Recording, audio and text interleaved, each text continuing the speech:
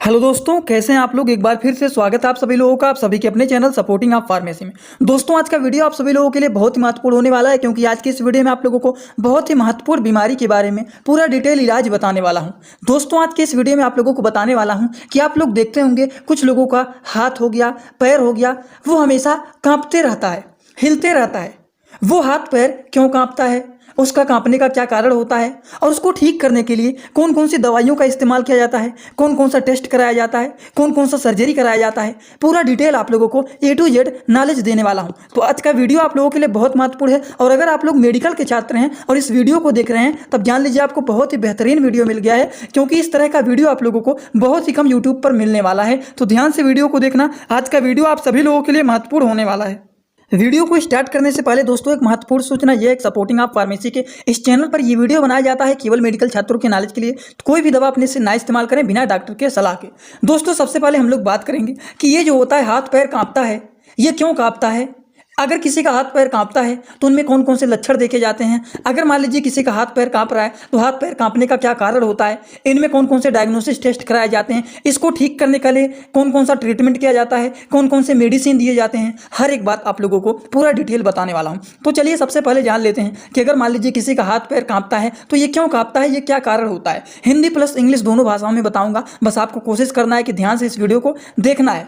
Medical term में जो अगर किसी का हाथ पैर कांपता है तो उसे मेडिकल टर्म में कहा जाता है ट्रीमर। ये जो होता है इनमें देखा जाता है कि जो हमारा शरीर होता है वो हमारे कंट्रोल में नहीं होता है, वो हमेशा हिलते डुलते रहता है, शेकिंग होता रहता है। ये क्यों होता है, नर्वस सिस्टम या फिर कह सकते हैं न्यूरोलॉजिकल डिसऑर्डर के कारण ये होता है। इसमें क्या होता है, मसल्स के कंट्रैक्शन होने के कारण यह प्रॉब्लम रिस्पॉन्सिबल होता है। हिंदी भाषा में समझ लीजिए, मेडिकल भाषा में इसे ट्रिमर कहते हैं। यह क्या होता है, इनवॉलेंट्री होता है, मतलब इसमें जो हमारा शरीर होता है वो हमारे काबू में नहीं रहता है, और वह क्या होता है, हिलता रहता है, कांपता रहता है। समझ गए आप लोग। अब यहाँ पर आप लोगों को बताने जा रहे हैं कि अगर मान लीजिए किसी का हाथ कांप रहा है, पैर कांप रहा है, इस तरह से हल्का फुल्का कांप रहा है, तो वो क्यों कांपता है। और अगर मान लीजिए किसी का हाथ पैर कांप रहा है तो उनमें कौन कौन से लक्षण देखे जाते हैं। तो पहले लक्षण जान लीजिए, फिर कारण को आपको बताता हूँ। लक्षण की बात करें, हाथ हिलता रहता है उनका, या फिर अगर कोई सामान को वो पकड़ते हैं तो वो हिलता रहेगा सामान उनका। जैसे हाथ में ग्लास ले लेंगे तो वो ग्लास उनके हाथ से हिलता रहेगा। उनका उंगलियां जो रहता है वो भी हिलता रहता है, पैर जो होता है वो भी कांपता रहता है, ये भी लक्षण देखा जाता है। हाथों में अगर कोई ग्लास पकड़ लेते हैं तो वो भी हिलता रहता है। अगर वो किसी से बात करते हैं तो उनका आवाज़ भी हिलता डुलता निकलेगा। और डिफिकल्टीज होता है, कोई भी अगर चीज़ लिखना रहता है तो वो आसानी से लिख नहीं पाएंगे। जैसे कि मान लीजिए उनसे कह देंगे कि ये गोला इस तरीके से बनाइए, तो वो गोला इस तरह से उनका हाथ कांपता रहेगा और वो इस तरह से गोले को बनाएंगे। या फिर अगर मान लीजिए कहेंगे अपना नाम लिखने के लिए, तो जो नॉर्मल व्यक्ति रहेगा वो तो इस तरह से अपना नाम लिख देगा, जैसे मैंने अपना नाम अंकित लिख दिया। लेकिन अगर किसी का हाथ हिलता डुलता रहेगा वो इस तरह से वो लिखेंगे, मतलब हाथ जो होगा वो कांपता रहता है। समझ गए, वो इस तरह से हिलता डुलता लिखेंगे। तो ये सारे के सारे लक्षण देखे जाते हैं कि अगर मान लीजिए किसी को हाथ पैर कांप रहा है तो ये सारे के सारे लक्षण देखे जाते हैं। अब आप लोगों को बताने जा रहे हैं कि अगर मान लीजिए किसी का हाथ हो गया, पैर हो गया, वो कांपता है तो कांपने का क्या कारण होता है। कारण को जानने से पहले दोस्तों एक महत्वपूर्ण सूचना आप लोग सुन लीजिए, जो कि आप लोगों को जानना चाहिए। अगर आप लोग मेडिकल के छात्र हैं, प्रैक्टिस करने वाले छात्र हैं, तो आप लोगों के लिए मैंने एक बुक बनाया है जिसका नाम है A to Z medicine book. ये बुक दोस्तों टोटल 600 पेज का है, जिसमें टोटल 46 चैप्टर हैं, और फ्री में आप लोगों को हर एक चैप्टर का 46 वीडियो लेक्चर भी मिल जाएगा पूरे बुक का। इस बुक के प्राइस की बात करें तो ये बुक आप लोगों को मात्र 499 रुपये में मिल जाएगा। ये बुक आप लोगों को PDF के फॉर्मेट में व्हाट्सअप पर मिलेगा। इस बुक को कैसे लेना है, इसी वीडियो के कमेंट बॉक्स में एक लिंक मिल जाएगा। उस लिंक पर क्लिक करेंगे तो आप डायरेक्ट व्हाट्सअप पर पहुंचेंगे। उसी नंबर पर आप लोगों को पेमेंट करना है 499 रुपये। वहीं पर आप लोगों को बुक भी मिल जाएगा और वीडियो लेक्चर भी मिल जाएगा। पेमेंट करने के बाद आप लोगों को उसका स्क्रीनशॉट वहीं व्हाट्सएप पर पर्सनल भेज देना है, तो तुरंत आपको बुक प्लस वीडियो लेक्चर मिल जाएगा। चलिए बात करते हैं कारण के बारे में कि अगर मान लीजिए किसी का हाथ पैर कांपता है तो क्यों कांपता है, कांपने का कारण क्या होता है। तो देखिए, कुछ लोगों का जेनेटिक होता है। जैसे घर में बाबा का, पापा का हाथ पैर कांप रहा है, तो बच्चों में भी वो लक्षण देखा जाता है। जब धीरे धीरे उनका भी एज ज़्यादा होता है तो उनमें भी देखा जाता है कि उनका भी हाथ पैर कांप रहा है। और ये तो मैंने खुद ही देखा है कि हमारे गांव में एक लोग हैं, उनके पिताजी का हाथ पैर कांप रहा था। अब उनके बच्चों में भी ये लक्षण देखा जा रहा है। उनका भी बात करते हैं तो आवाज़ भी हिलता डुलता रहता है और हाथ भी कांपता रहता है। तो ये भी देखा जाता है, जेनेटिक होता है कुछ लोगों का। कुछ लोगों में न्यूरोलॉजिकल डिसऑर्डर के कारण भी हो जाता है, हाथ पैर कांपने लगता है। मल्टीपल स्क्लेरोसिस के कारण भी होता है, हाथ पैर कांपता रहता है। पार्किंसन डिजीज के कारण भी देखा जाता है, हाथ पैर लोगों का कांपता रहता है। स्ट्रोक या फिर ट्रोमेटिक ब्रेन में इंजरी अगर हो जाता है, ब्रेन मतलब हमारे दिमाग में अगर इंजरी हो जाता है ट्रोमेटिक, उसके कारण भी देखा जाता है। या फिर मरकरी पॉइजनिंग के कारण भी देखा जाता है, हाथ पैर कांपते रहते हैं। या फिर हाइपरथायरॉयडिज्म मतलब हमारे बॉडी में थायराइड की मात्रा अगर ज़्यादा हो जाता है, जिसे हम लोग बोलते हैं हाइपरथायरॉयडिज्म, तो उसके कारण भी देखा जाता है कि हमारे हाथ पैर कांपते रहते हैं। किडनी हो गया या फिर लीवर फेल हो गया, तो इसके कारण भी देखा जाता है हमारे हाथ पैर कांपने लगते हैं। या फिर एंजाइटी या फिर पैनिक अटैक अगर किसी को आ जाता है, तो उसके कारण भी देखा जाता है हाथ पैर लोगों का कांपने लगता है। या फिर ओल्डर एज मतलब अगर लोग बूढ़े हो जाते हैं, तो बूढ़े की एज में भी देखा जाता है कि उनका हाथ पैर कांपने लगता है, उनका जो बॉडी होता है वो उनके कंट्रोल में नहीं रहता है। ये भी एक कारण होता है। मेडिसिन अगर कोई भी साइड इफेक्ट दिखा देता है, तो कभी कभी देखा जाता है इसकी वजह से भी क्या होता है, हाथ पैर कांपने लगते हैं। या फिर विटामिन डी की कमी के द्वारा भी देखा जाता है कि मरीज का हाथ पैर कांपने लगता है। या फिर कैल्शियम इन ब्रेन का जब ट्यूमर, क्या हो गया, कैल्शियम जो होता है ब्रेन में अगर चला जाता है, तो इसके कारण भी देखा जाता है कि हाथ पैर कांपने लगते हैं। तो टोटल आप लोगों को 13 कारण बताए हैं जिनकी वजह से देखा जाता है कि मरीज का हाथ पैर कांपने लगता है। इनमें से कोई भी एक कारण हो सकता है जिनकी वजह से हाथ पैर कांपता है। समझ गए आप लोग। अब अगर मान लीजिए किसी को लक्षण दिख रहा है कि उनका हाथ पैर कांप रहा है, तो पहले तो क्या पूछेंगे, क्या क्या लक्षण आपको दिख रहा है। अगर लक्षण में लग रहा है इनको कोई ना कोई प्रॉब्लम है, इनमें से कोई ना कोई कारण होगा जिनकी वजह से इनका हाथ पैर कांप रहा है, तो उसको कंफर्म करने के लिए कौन कौन से टेस्ट कराए जाते हैं अब बात करने जा रहे हैं। कि अगर मान लीजिए किसी का हाथ पैर कांप रहा है, तो उसको कंफर्म करने के लिए कौन कौन सा टेस्ट कराया जाता है, जिसे हमें कंफर्म पता चल जाता है कि हाँ इस मरीज को इस चीज़ों के द्वारा ये दिक्कत है, इसीलिए इनका हाथ पैर कांप रहा है। तो उसके लिए कौन कौन से टेस्ट कराए जाते हैं। सबसे पहले मेडिकल हिस्ट्री देखा जाता है कि आपके परिवार में किसी का हाथ पैर कांपता है, क्या आपके बाबा या फिर पापा किसी में लक्षण था, तो जेनेटिक ये पता किया जाता है, जो कि होता है मेडिकल हिस्ट्री। उसके बाद ब्रेन का सीटी स्कैन कराया जाता है, जिसे एमआरआई भी कहते हैं। या फिर फिजिकली एग्जामिनेशन होता है। फिजिकल एग्जामिनेशन मतलब आपका क्या नाम है, आपके शरीर में क्या क्या प्रॉब्लम हो रहा है, क्या क्या लक्षण देखे जा रहे हैं, क्या दिक्कत हो रहा है आप लोगों को, वो जो सारी चीज़ हम उनसे पूछ रहे हैं और वो जो आपको बता रहे हैं अपनी बात, वो होता है फिजिकल एग्जामिनेशन। तो फिजिकल एग्जामिनेशन के द्वारा भी पता लगाया जाता है। न्यूरोलॉजिकल एग्जाम होता है, इसके माध्यम से भी कंफर्म किया जाता है कि मरीज को क्यों आखिरकार उसका हाथ पैर कांप रहा है। ब्लड एंड यूरिन टेस्ट भी कराया जाता है, इसके माध्यम से भी आइडेंटिफाई किया जाता है कि पेशेंट का हाथ पैर क्यों कांप रहा है। उसके बाद रीडिंग एंड ड्राइंग टेस्ट कराया जाता है। जैसे कि मान लीजिए आपके पास कोई मरीज आता है, उससे थोड़ा बहुत मरीज अगर मान लीजिए पढ़ा लिखा है तो उससे नाम लिखवाएंगे। अगर मान लीजिए नहीं पढ़ा लिखा है, तो जैसे मान लीजिए कोई मरीज आपके पास आया, कह रहा है हाथ पैर कांप रहा है, तो आप उनसे, पढ़े लिखे आदमी हैं तो आप उनसे बोलेंगे कि आप ये लिख करके दिखाइए, अंकित, ये नाम लिख करके दिखाइए। अब उनका हाथ इस तरह से हिलता डुलता चलेगा। अगर इस तरह से हिलता डुलता चलेगा तो आप समझ जाएंगे कि हाँ इनको प्रॉब्लम है और इनका हाथ पैर कांप रहा है। समझ गए। मान लीजिए जो पढ़ा लिखा नहीं है, उनको आप दे देंगे किस तरह से बना करके दिखाइए, तो उनका हाथ पैर कांपेगा। जब हाथ कांपेगा तो वो इस तरह से बनाएंगे, हिलता डुलता इस तरह से बनाएंगे। समझ गए। तो इससे पता लगाया जाता है कि शायद क्या सच में उनका हाथ पैर कांप रहा है या नहीं कांप रहा है। इन चीज़ों के माध्यम से आइडेंटिफाई किया जाता है कि पेशेंट का हाथ पैर कांप रहा है कि नहीं कांप रहा है। तो ये होता है आपका ड्राइंग एंड रीडिंग टेस्ट। मतलब या तो लिखवा करके टेस्ट करिए या फिर कोई ड्राइंग बना करके करिए, जिससे मान लीजिए अगर कोई पढ़ा लिखा भी नहीं है वो भी इस चीज़ को बना ले। समझ गए। तो इस टेस्ट के माध्यम से भी आइडेंटिफाई किया जाता है कि हाथ पैर कांप रहा है या फिर नहीं कांप रहा है। अब बात करते हैं कि अगर मान लीजिए किसी का हाथ पैर कांपता है, तो हाथ पैर कांपने की इलाज के लिए कौन कौन सी दवाइयों का इस्तेमाल किया जाता है, क्या क्या किया जाता है, कौन कौन से सर्जरी कराए जाते हैं, वो सारी बात आप लोगों को अब बताने जा रहे हैं। तो अभी तक जो लोग वीडियो को ध्यान से नहीं देख रहे थे, प्लीज़ आप लोग ध्यान से वीडियो को देखना स्टार्ट कर दें, क्योंकि दवाइयों को हमेशा ध्यान से देना चाहिए। आप कौन सी दवा पेशेंट को दे रहे हैं, इन चीज़ों का भी आपको ध्यान में रखना चाहिए।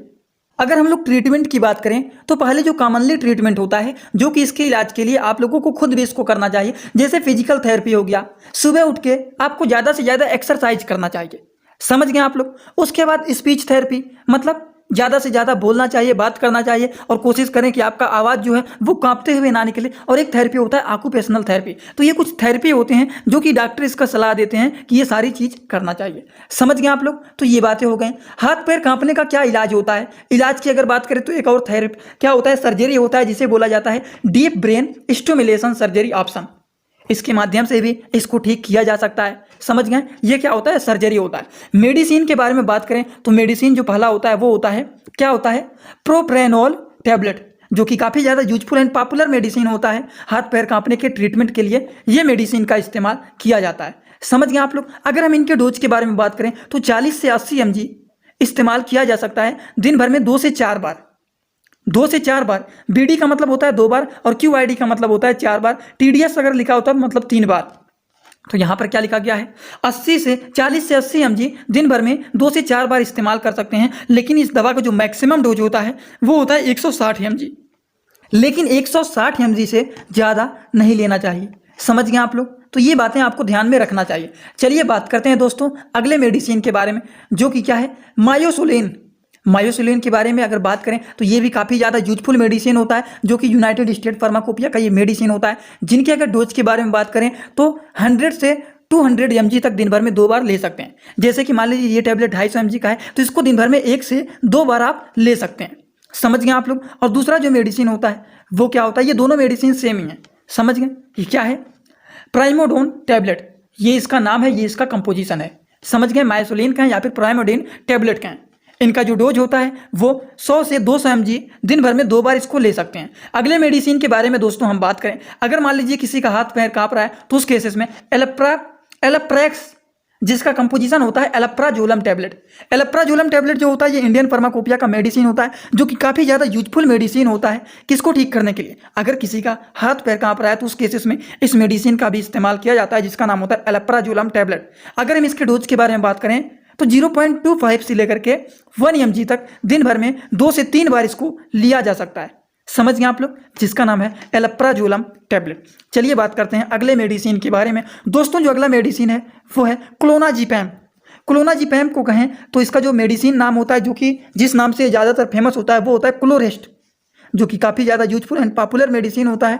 क्लोराजीपैम मेडिसिन जो कि यूज किया जाता है अगर किसी का हाथ पैर कांप रहा है तो उस केसेस में इस मेडिसिन का भी इस्तेमाल किया जाता है। अगर क्लोनाजीपैम के डोज के बारे में बात करें तो 0.5 से लेकर के 5 mg दिन भर में 2 से 3 बार इसका इस्तेमाल किया जा सकता है।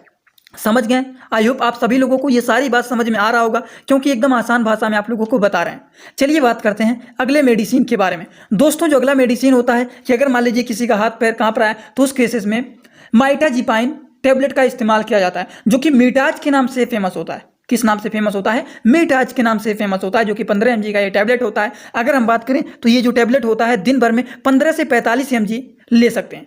जैसे कि मान लीजिए ये 15 mg का टैबलेट है तो दिन भर में 1 से 2 बार इस टैबलेट को ले सकते हैं, 3 बार भी ले सकते हैं, लेकिन पेशेंट के कंडीशन को देखते हुए दवाइयों के डोज को दिया जाता है। जैसे कि एग्जाम्पल बता देता हूँ, जैसे कि मान लीजिए किसी को, कोई भी व्यक्ति है 18 साल से ज़्यादा का एज है, उनको बुखार हो गया है लेकिन मीडियम में बुखार है, तो उनको मान लीजिए हमने 500 mg का पैरासीटामॉल दे दिया, तो आप कहेंगे दिन भर में कितनी बार देना है? दिन भर में 2-3 बार नहीं देना है।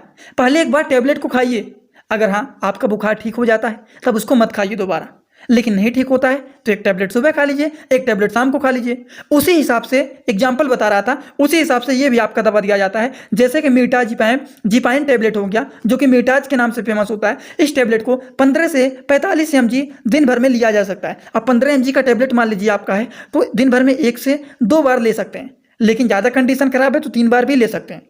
समझ गए आप लोग? तो ये हो गया आपका मीटाजीपाइन टैबलेट। आई होप आप सभी लोगों को ये भी समझ में आ गया होगा। तो चलिए बात करते हैं अगले मेडिसिन के बारे में।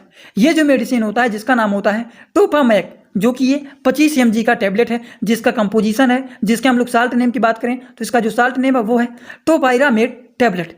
और इसी के साथ साथ एक और भी मेडिसिन होता है जो कि क्या होता है, गाबापेंटिन टैबलेट, जो कि गाबापेन के नाम से ये फेमस होता है, जो कि 100 mg का ये टैबलेट है। ये जो होता है ये इनिशियली 25 mg को दिन भर में 1 बार ले सकते हैं, जो कि ये 25 mg का है। ये तुरंत इसको दिया जाता है, जो कि दिन भर में 1 बार ही इसको इस्तेमाल किया जाता है। और ये जो आपका होता है गाबापेंटिन टैबलेट, जो कि गाबापेन के नाम से फेमस होता है, जो कि 100 mg का टैबलेट होता है, इसको दिन भर में 1 बार लिया जाता है। 100 से 300 mg तक आप इसको ले सकते हैं। जैसे कि मान लीजिए 100 mg का ये टैबलेट है, तो अगर पेशेंट का कंडीशन ठीक है, ज़्यादा खराब नहीं है, तो दिन भर में 1 ही बार ले सकते हैं। लेकिन अगर ज़्यादा कंडीशन खराब है, ज़्यादा हाथ पैर कांप रहा है, तो दिन भर में 1 से 2 बार इसको ले सकते हैं। समझ गए आप लोग? तो ये होता है, किसके बारे में बताए हैं? टोपिरामेट टैबलेट के बारे में बताए हैं। उसके बाद गाबापेंटिन टैबलेट के बारे में बताएं, जो कि ये गाबापेन के नाम से फेमस होता है और ये टोपामैक के नाम से फेमस होता है। समझ गए आप लोग? आई होप सभी लोगों को इतनी बात एकदम अच्छे से समझ में आया होगा। तो चलिए हम लोग बात करते हैं अगले मेडिसिन के बारे में। दोस्तों जो अगला मेडिसिन होता है वो होता है लेवेरा, जो कि लेवेट्रिक्टम टैबलेट होता है जो कि ये 250 mg का टैबलेट है, जो कि लेवेरा के नाम से फेमस होता है। एक होता है विटामिन डी, विटामिन डी का कैप्सूल ये भी होता है, और विटामिन डी का कैप्सूल ये भी होता है। समझ गए? ये जो होता है लेवेरा, इसके अगर डोज के बारे में बात करें तो 250 mg से लेकर के 750 mg तक दिन भर में इसको 2 बार ले सकते हैं। और जो विटामिन डी होता है ये स्केच या फिर कैप्सूल पर वीक, मतलब एक सप्ताह में एक बार इस टैबलेट को ले सकते हैं, जो कि होता है विटामिन डी कैप्सूल। इसको लेना चाहिए, जो कि काफ़ी ज़्यादा यूजफुल एंड पॉपुलर मेडिसिन होता है। अगर किसी का हाथ पैर कांप रहा है तो ज़्यादा से ज़्यादा डॉक्टर लोग ये सारे मेडिसिन को प्रिस्क्राइब करते हैं, जो कि यूजफुल मेडिसिन होता है। समझ गए आप लोग? तो चलिए बात करते हैं हम लोग अगले मेडिसिन के बारे में। दोस्तों, जो अगला मेडिसिन होता है वो होता है सप्लीमेंट नर्व का। अगर मान लीजिए न्यूरोलॉजिकल डिसऑर्डर हो जाता है किसी को, तो उन केसेस में न्यूरोबियान हो गया, या फिर नर्व फॉर सप्लीमेंट, मतलब नर्व के सप्लीमेंट के लिए ये मेडिसिन होता है, जिसका नाम होता है मेथिलकोबालामिन, बेनफोर्टाइम, पेरिडोक्सिम, हाइड्रोक्लोराइड, आइसो क्या है inositol alpha, lipoic acid and folic acid capsule. अब देखिए यहाँ पर इसको जूम कर देता हूँ, ये सारे के सारे कंपोजिशन मिलके आपकी एक दवाइयाँ बना हुआ है, जिसका नाम है मेकोनर्व फोर्ट। क्या नाम है? मेकोनर्व फोर्ट। ये जो मेकोनर्व फोर्ट है ये हमारे नर्व का सप्लीमेंट होता है। समझ गए? इसमें आप देखेंगे तो इतने सारे चीज मिल करके आपका बना हुआ है मेकेनर्व फोर्ट कैप्सूल। समझ गए? और उसी तरीके से एक और होता है जिसका नाम है न्यूरोबियान फोर्ट। मेकोनर्व फोर्ट और न्यूरोबियान फोर्ट ये काफ़ी ज़्यादा यूजफुल होता है न्यूरोलॉजिकल डिसऑर्डर के ट्रीटमेंट के लिए। समझ गए? तो ये क्या होता है, ये दोनों दवाइयाँ जो होता है ये दोनों के दोनों नर्व के सप्लीमेंट होते हैं। अब दोनों में से दोनों नहीं इस्तेमाल करना है, दोनों में से कोई एक दिया जाता है। समझ गए? अगर इनके डोज के बारे में बात करें, टैबलेट यहाँ पर नहीं रहेगा, 1 कैप्सूल पर डे। एक कैप्सूल आज खाएं तो एक कैप्सूल कल खाएंगे, फिर एक कैप्सूल परसों खाएंगे। तो इस तरीके से दोनों का डोज सेम होता है, दोनों में से कोई एक टैबलेट ले रहे हैं, दिन भर में एक ही बार एक टैबलेट को, एक कैप्सूल को लिया जाता है। समझ गए आप लोग? न्यूरोबियान फोर्ट हो गया। ये क्या है? न्यूरोबियान फोर्ट जो है ये टैबलेट है, और ये जो है ये क्या है? कैप्सूल है। समझ गए आप लोग? आई होप आप सभी लोगों को ये सारी बात समझ में आ गया होगा। तो चलिए बात करते हैं अगले दवा के बारे में। दोस्तों, जो अगला मेडिसिन होता है वो क्या होता है? होम्योपैथिक मेडिसिन होता है, जिसका क्या नाम है? ग्लिसमियम सेम्पेरेंसिस। ये जो हो गया और ये जो हो गया, दोनों क्या है? सेम ही है, लेकिन अलग अलग कंपनी के द्वारा मैन्युफैक्चर किए गए हैं। समझ गए आप लोग? तो ये भी मेडिसिन होता है जो कि काफ़ी ज़्यादा यूजफुल एंड पॉपुलर मेडिसिन होता है। अगर इनके हम लोग डोज के बारे में बात करें तो 3 से 5 ड्रॉप दिन भर में 2 से 3 बार पानी में डाल करके इसको लिया जा सकता है। समझ गए? अब पानी कितना लेना है ये भी आप लोगों के मन में चल रहा होगा दिमाग में। जैसे कि मान लीजिए आपके पास ये छोटा सा कप है, इसमें आधा कप पानी लेंगे, आधा कप पानी लेंगे, 3 से 5 बूंद इसको डाल लेंगे और पी लेंगे, 3 से लेकर के 5 ड्रॉप। समझ गए? और इसको लेना है दिन भर में 2 से 3 बार। अगर 3 बार लेते हैं तो एक बार सुबह, एक बार दोपहर को, और तीसरे टाइम शाम को। समझ गए आप लोग? वो भी खाना खाने के बाद। समझ गए आप लोग? तो चलिए बात करते हैं अगले मेडिसिन के बारे में। दोस्तों, जो अगला मेडिसिन होता है जो कि ये भी काफ़ी ज़्यादा यूजफुल एंड पॉपुलर मेडिसिन होता है, जिसका नाम होता है अर्गियस म्यूकरेस। ये जो होता है देखिए यहाँ पर लिखा गया है, कुछ अलग से नहीं लिखा गया है, तीनों जगह यही चीज़ लिखा गया है। समझ गए? तो अर्गियस म्यूकस जो होता है ये क्या होता है? म्यूकस नहीं लिखा गया है, मस्कैरिस लिखा गया है। समझ गए? तो ये जो होता है ये 3 से 5 ड्रॉप दिन भर में 2 से 3 बार लिया जाता है, वो भी पानी में इसको। समझ गए? अब फिर इसको कैसे लेना है, अगर आपके दिमाग में सवाल चल रहा होगा तो एक छोटा सा आपके घर में कप तो होगा चाय पीने वाला, तो आधा कप पानी लेंगे, उसमें 3 से 5 ड्रॉप डाल लेंगे इसको और पी लेंगे। दिन भर में 3 बार लेते हैं तो एक बार सुबह, एक बार दोपहर को, एक बार शाम को लेना चाहिए। समझ गए आप लोग? तो चलिए बात करते हैं अगले मेडिसिन के बारे में। अगला जो मेडिसिन होता है वो क्या होता है? उसका क्या नाम होता है? वो होता है प्लम्बम मेटेलिकम। क्या होता है? Plumbum metallicum.